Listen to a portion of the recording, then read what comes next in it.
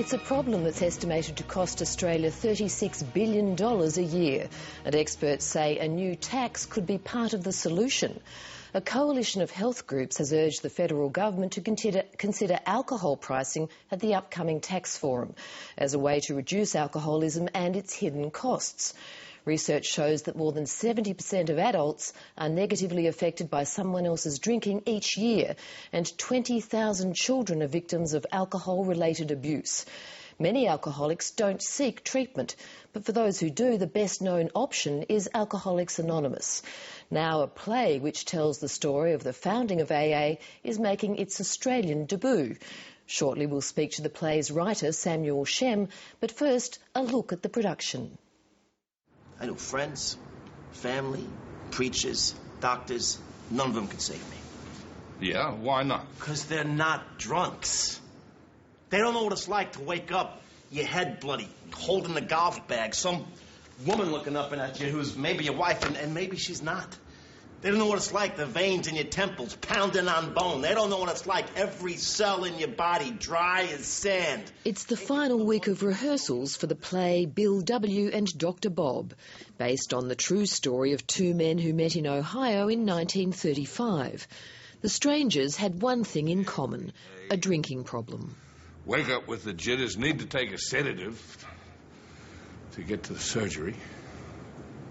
Start drinking again in the afternoon, have to get drunk to go to sleep. They're extraordinary people. The stolid but alcoholic colorectal surgeon from Akron, Ohio, and the mercurial but unemployed stockbroker from New York, who come together and who form a powerful bond in which they mutually assist each other. Addiction psychiatrist Dr. JURD is the producer of the play's Australian debut. Of the 200 countries in the world, Australia ranks about number 10 in drinking. So we drink more per capita than 95% of the world. In addition to that, we drink in a different way. We're more likely to drink to intoxication than the French or the Italians. And so we have a very substantial drinking problem in Australia and have since the inception of our country. Christ, I always thought a drunk was a bum under a bridge somewhere, not folks like us. When the two men met, Bill Wilson had been on the wagon for 5 months. But after a business deal collapsed, he feared he was about to fall off. He decided he needed to talk to someone who understood. And my doctor says that he believes that alcoholic allergy is a disease. And so I What, think... a medical disease? Yeah. Disease? What, with signs and symptoms, a course, progression? But implying what, a treatment? Well, makes sense, does it? I mean, medically. The play tells the story of the birth of AA with its famous 12-step program. It also delves into the impact of alcoholism on friends and family. Drunk the day Mother died. Not there the night I lost our baby. Passed out in the streets of Manhattan and now afraid to go out at all. If I stayed up there another minute, I was going to jump. And what drew you to the role? Well, I've been in recovery for 21 years. You haven't been a husband or a father for years. You're a weak, contemptible sot. Leighton Watts plays Dr. Bob. For him, many of the scenes are painfully familiar. The lines in the play are things I would have said and have said, you know. It's easy to draw on personal experience, you know. And the writer has obviously got a very, very good grasp of, you know, how it works. And obviously still a very real problem in Australia. It's not just the deaths, it's the living tragedy of it, you know, with people who can't stop.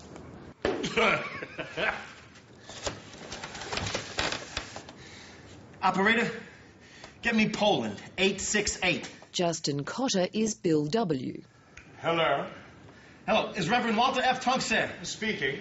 My name's Bill Wilson. I'm a stockbroker from New York. I've been through patches in my life where I've been sober and not sober. And I've been sober for a little while now. With my partners, they went back to New York, leaving me to pick up the pieces. this opportunity came up, and it was a fairly clear sort of message to me that it was important for me to re-familiarise myself with some AA concepts.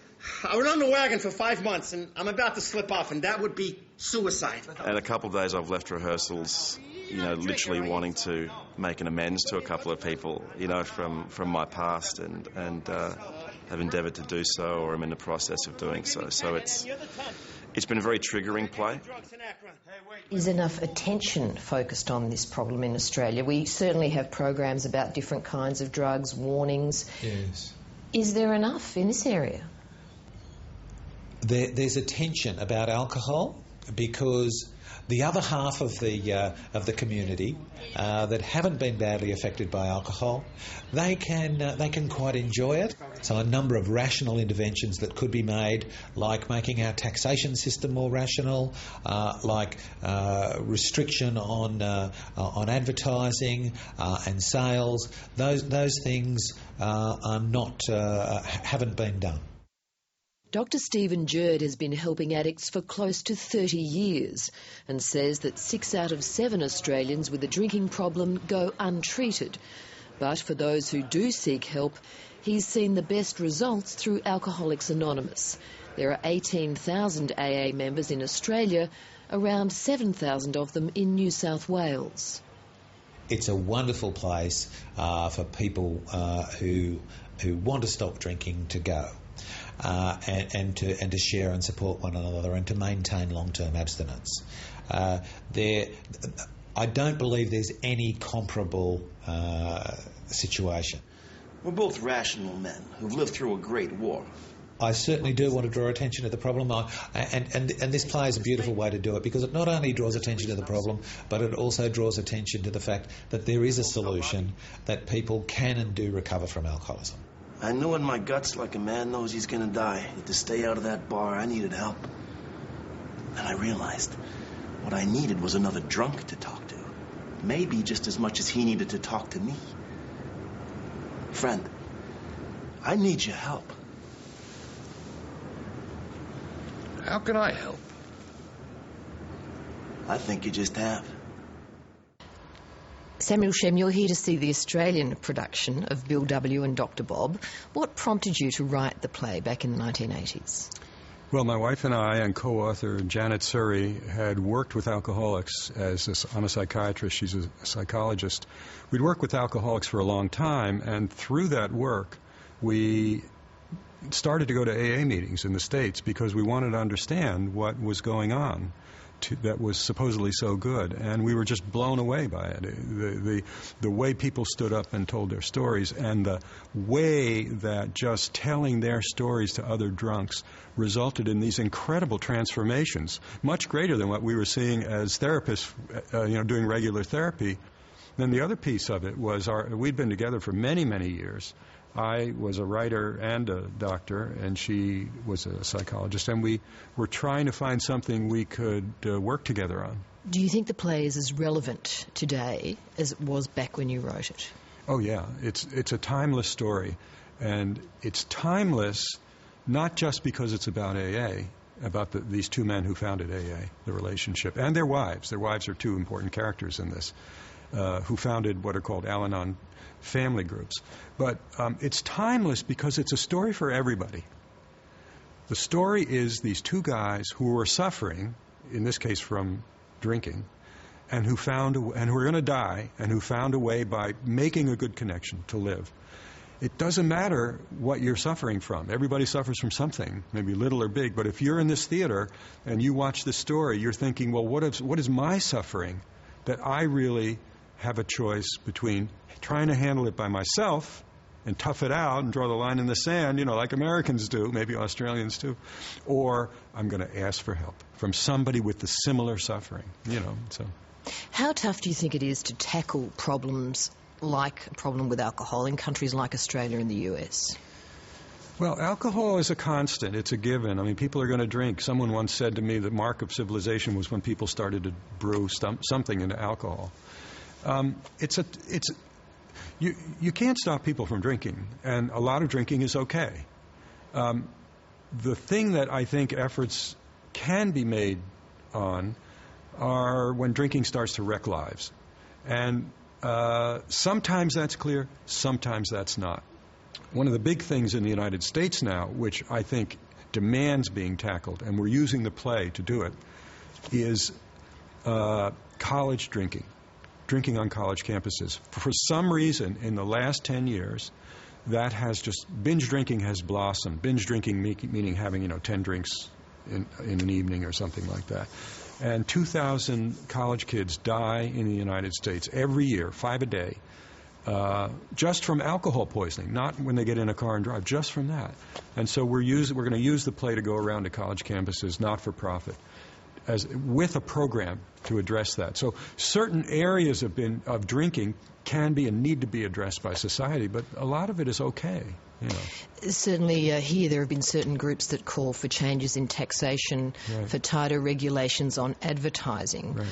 But do you think it's difficult politically because a large slab of the community like drinking and don't have a problem? Yeah. I think that's a very hard sell. I mean, something like tobacco, with warnings on packs and other things that people are doing, that actually has seemed to work in the United States anyway, and non-smoking zones. Alcohol is hard. Alcohol is hard. I'm not sure I don't know if that's going to work or not. I really don't. Do you think there should be a greater effort? I think there should be a greater effort in all ways, to identify the problem drinkers, identify the ones drunk driving. You have a much more severe, testing breath. We were amazed to find your breath, what your breath testing is, this random stuff. It's fantastic. I wish they did it in the States. That's an example of really strict, because a drunk gets in a car, it's all over. So it's sort of finding the areas that you can get in when it causes death and tremendous suffering, like child abuse and stuff or sexual abuse, that kind of stuff.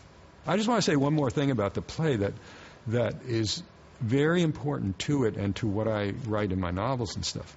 And that is, when you, as a writer, try to tackle a story that seems very serious, one of the best ways is to find the humor in it. Because a lot of the horror there's these various different situations of drinking and others, it rides on humor. People, it's just so crazy that it's funny, you know what I mean? So that's what so this play actually does ride on a lot of humor. It's not a big tragedy, and it has a happy ending, It's a very inspiring and redemptive play because these guys succeeded. Not only did they manage to stay alive when they were going to die, literally going to die. Bill was said, in 2 months more, you're dead. They were going to die. But they found a way to just have it go on for millions of people. It's astonishing. So it has a happy ending. Samuel Shem, thank you for speaking to us. Oh, well, thank you. Thank you, Tracy. And the play Bill W. and Dr. Bob is on at the Carriage Works Theatre in Sydney.